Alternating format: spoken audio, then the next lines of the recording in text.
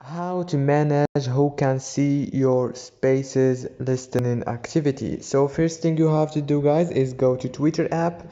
This is the home page, as you can see.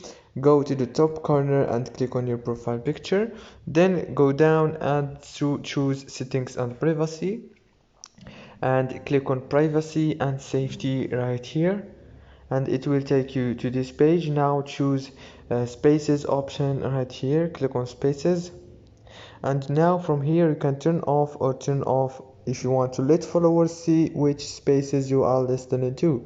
It's very easy, and I hope this video was helpful for you. See you later, and thank you so much for watching until the end.